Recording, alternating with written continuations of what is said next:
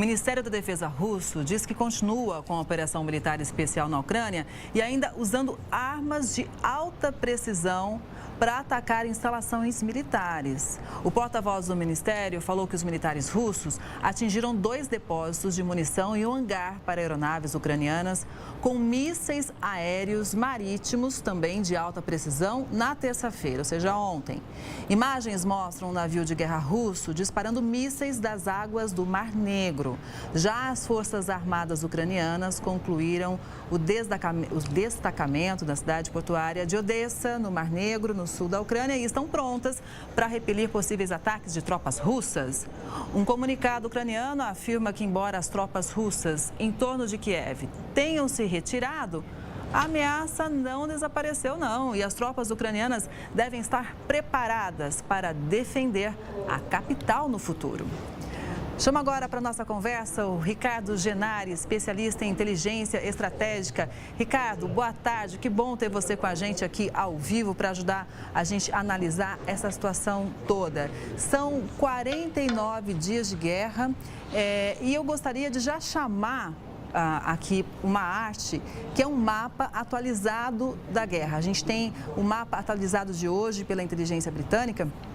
E isso realmente vai nos dando um panorama para onde Vladimir Putin está concentrando as nossas forças. A gente lembra que no começo sempre a expectativa era da tomada da capital, mas o que a gente vê agora, onde está em vermelho, é justamente onde a Rússia já domina. Boa tarde, Ricardo. Boa tarde a todos. O que a gente pode analisar, Ricardo, dessa situação atual de hoje da guerra? Então, eu estava ouvindo aí a opinião do Heródoto e eu concordo com ele. O que a gente está vendo nesse mapa, a Rússia ela tentou entrar ela tentou primeiro tomar Kiev, né, e Kharkiv, né, que são as 2 maiores cidades. E eles realmente não conseguiram, pela uma questão da resistência ucraniana, ter tido sucesso. E eles recuaram. Agora, o que eles estão fazendo? Eles estão tentando vir por baixo, né, pela uma, vamos dizer, uma área mais econômica, né, próximo ao mar, que é importante para ambos os lados, e tomando essas regiões aí, né. Mariupol, como a gente está vendo, né, está realmente destruída. A Rússia realmente entrou, só que também teve uma grande resistência. A Rússia vai levar, mas vai ter muitas perdas. Já se fala mais de 20 mil soldados russos mortos. E essa invasão que a gente está vendo, principalmente pelo leste, aqui na parte de baixo, aqui,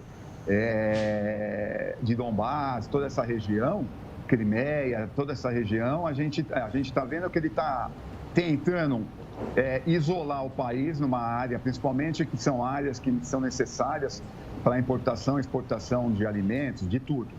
E ele está conseguindo, só que as baixas estão sendo muito elevadas, né? E aí a gente fica muito preocupados, né, com uma questão até que o ministro das Relações Exteriores, ele colocou uma situação, ele deu uma notícia muito grave, né, ao Sergei Lavrov, dizendo que o seguinte, que é uma guerra de existência que a Rússia está implantando, né, para manter, tirar os nazistas, tirar toda essa questão de dentro da Ucrânia e não a entrada da OTAN na Ucrânia. Só que é o seguinte, se chegar a um certo limite e eles não conseguirem haver o país, eles partem para uma ação nuclear. Então, a gente não está vendo isso de uma pessoa comum, a gente está vendo isso de um político, de um ministro de Estado russo, né? Então, é uma questão que a gente se preocupa. A resistência ucraniana está sendo bem efetiva, vamos dizer assim.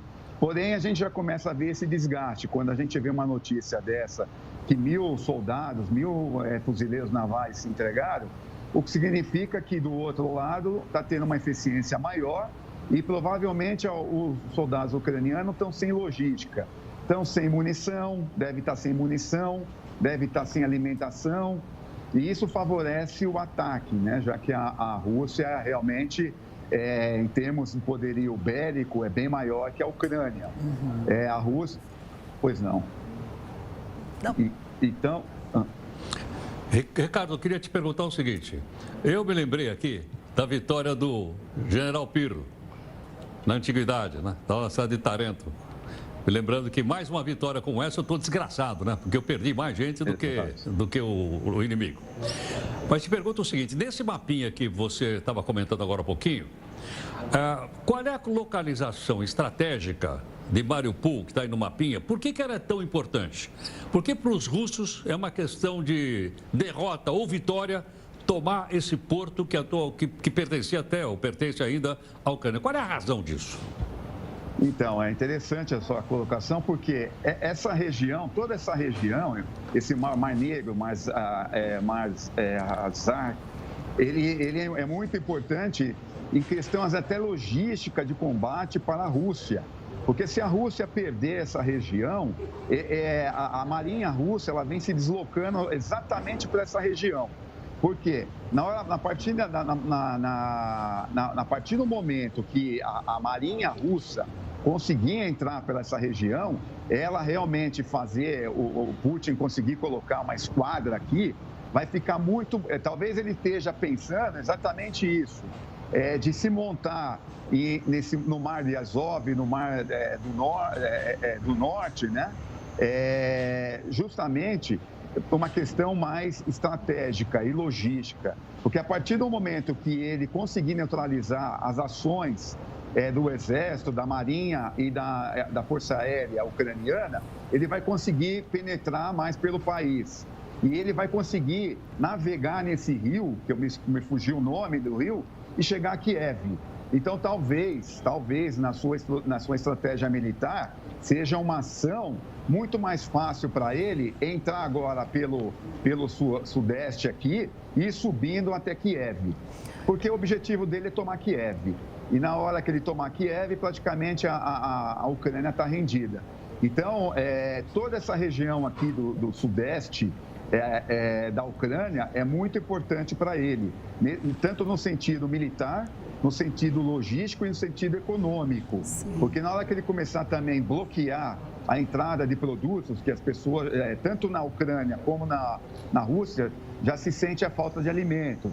Então, na hora, ele vai montar uma resistência aqui para que o Estado ucraniano não tenha acesso a essa logística que ele vai cortar ali no sudoeste ucraniano.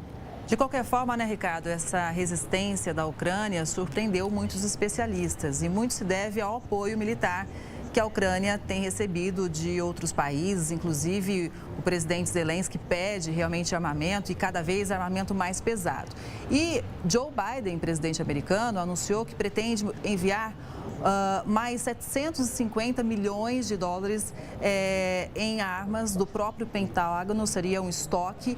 Então, já somaria quase 2 bilhões de dólares de ajuda americana para a Ucrânia. Eu falo isso porque hoje também a imprensa russa destaca o seguinte, que comboios de armas dos Estados Unidos /OTAN na Ucrânia vão ser considerados como alvos legítimos. Então, a gente pode esperar um aumento ainda mais da escalada da violência?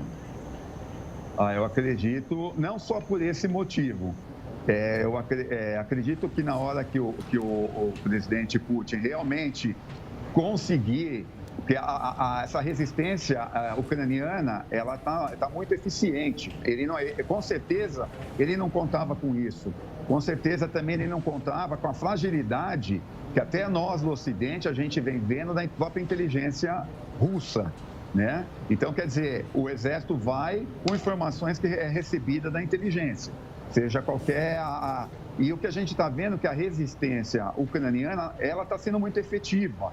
O grande problema, porque o que eu vejo, você está mandando dinheiro, está mandando equipamento, mas eu acredito, essa é a minha opinião, que em homens a Ucrânia esteja perdendo, porque tem morrido também muitos soldados ucranianos. E você vai precisar muito mais dessa mão, né? De soldados, mesmo para utilizar esses mecanismos de armamento leves, né? Então, um lança-rojão, um Stinger. Então, todo esse material, quem faz é o soldado. E eu acredito que a própria Ucrânia, por isso que ela está convocando gente, cidadãos ucranianos e aceitando voluntários do mundo inteiro. Dizem que já tem 650 voluntários do mundo inteiro ajudando no conflito, no lado da Ucrânia. Então, esse talvez seja o grande problema da Ucrânia. Ele está recebendo muito material, na zona realmente de conflito, não esteja chegando esse material por vários motivos, mesmo logística da Ucrânia, mesmo combate dos russos.